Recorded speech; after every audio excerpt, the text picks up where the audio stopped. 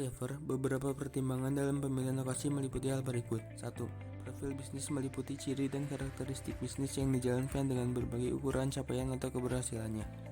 2. Faktor-faktor lokasi yang dominan. Pemilihan lokasi untuk tergantung pada beberapa faktor dan merupakan pilihan di antara manfaat dan biaya. 3. Kriteria umum untuk pemilihan lokasi meliputi kriteria subjektif dan kriteria objektif. 4. Berbagai kesalahan umum yang dibuat dalam pemilihan lokasi. 5. Multiple location, lokasi yang dipilih sebaiknya tidak hanya satu. Selanjutnya, faktor-faktor yang dipertimbangkan oleh perusahaan manufaktur. Yang pertama ada iklim kerja yang menyenangkan. Yang kedua, kedekatan dengan pasar yang dapat menimbulkan dan meminimalkan biaya transportasi antara perusahaan dan pembeli. Yang ketiga, kualitas kehidupan. Yang keempat, kedekatan dengan pemasok dan sumber daya yang akan berdampak pada penghematan biaya transportasi bahan dan biaya penanganan bahan. Yang kelima, kedekatan dengan fasilitas perusahaan induk untuk melakukan koordinasi secara intensif dengan perusahaan induk agar proses produksi dapat berjalan dengan baik. Dan yang terakhir, biaya penggunaan pajak dan kepemilikan atau hak milik seperti telepon, air, dan energi. Hal ini perlu dipertimbangkan karena berdampak pada biaya fasilitas. Faktor-faktor yang dipertimbangkan oleh perusahaan. 1. Kedekatan dengan pelanggan. Pelanggan akan memilih pelayanan yang mudah terjangkau karena akan menghemat biaya dan waktu. 2. Biaya transportasi dan kedekatan dengan pasar. Kedekatan dengan pelanggan sehingga meminimalkan biaya transportasi pelanggan. 3. Lokasi pesaing. Lokasi pesaing bukan hanya pesaing yang ada saat ini, tetapi juga pesaing yang akan muncul di masa mendatang. 4. Faktor-faktor khusus lokasi. Misalnya kemacetan jalan raya, tempat parkir yang nyaman, dan keamanan lokasi. B. Metode penentuan lokasi. Ada 6 metode dalam penentuan lokasi, yaitu yang pertama, metode penelitian faktor, yang digunakan untuk memilih dan menentukan lokasi berdasarkan beberapa faktor yang dipertimbangkan. Yang kedua, metode analisis titik impas, yang mana dapat membantu manajer dalam membandingkan alternatif lokasi. Yang ketiga, metode pusat gravitasi, yang dilakukan dengan mencari tempat dan menemukan biaya angkut terbaik. Yang keempat, metode muatan jarak yang merupakan variasi dari metode pusat gravitasi untuk menentukan titik lokasi fasilitas.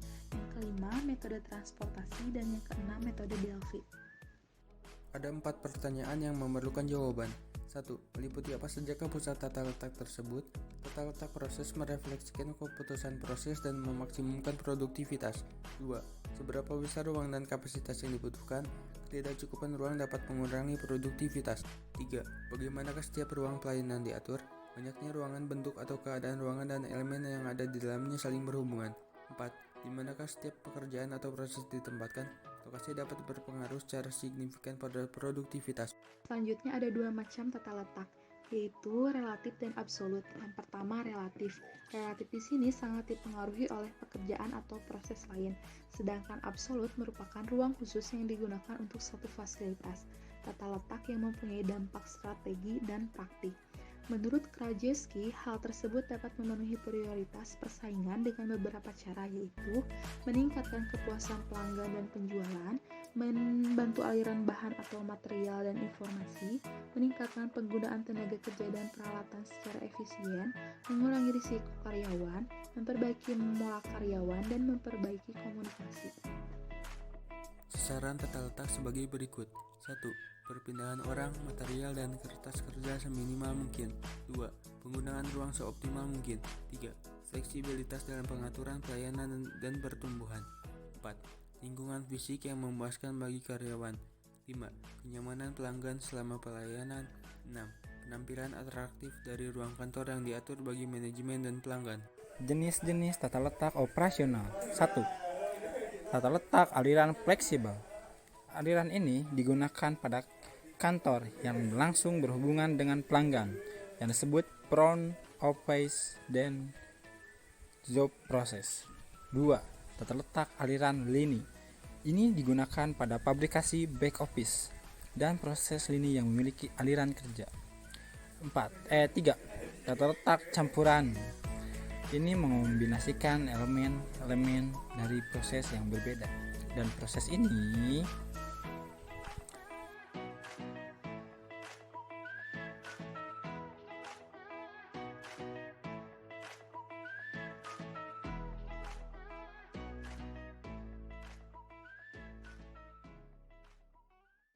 5. Tata letak proses merupakan sekelompok kegiatan yang hampir sama mirip dalam departemen atau pusat kerja melalui proses atau fungsi yang mereka laksanakan.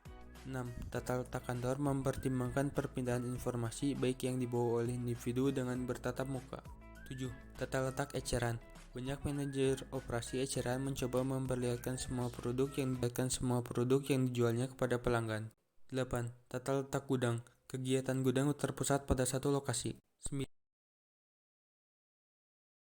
Yang terakhir ada tata letak berorientasi produk dan perakitan, yang biasanya digunakan pada perusahaan yang menghasilkan unit produk dalam jumlah besar, akan tetapi variasinya yang rendah. Tata letak ini terdiri atas dua jenis, yaitu pabrikasi dan lini perakitan. Keunggulan dari tata letak ini antara lain yang pertama, biaya variabel per unitnya rendah, biaya penanganan bahan bakunya rendah, pengurangan produk dalam prosesnya, memudahkan pelatihan dan supervisi, dan yang terakhir, mempercepat persiapan proses. Rangkuman. 1. Tata letak berpengaruh pada efisiensi kegiatan operasional, sehingga harus cermat dalam pengaturan. 2. Tata letak berpengaruh pada efisiensi kegiatan operasional, sehingga dalam pengaturan tata letak organisasi atau perusahaan harus memperhatikan berbagai hal.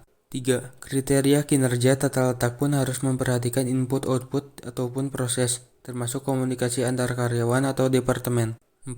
Secara garis besar ada 4 macam tata letak yang dibahas. 1. Aliran fleksibel, 2. Aliran lini, 3. Campuran.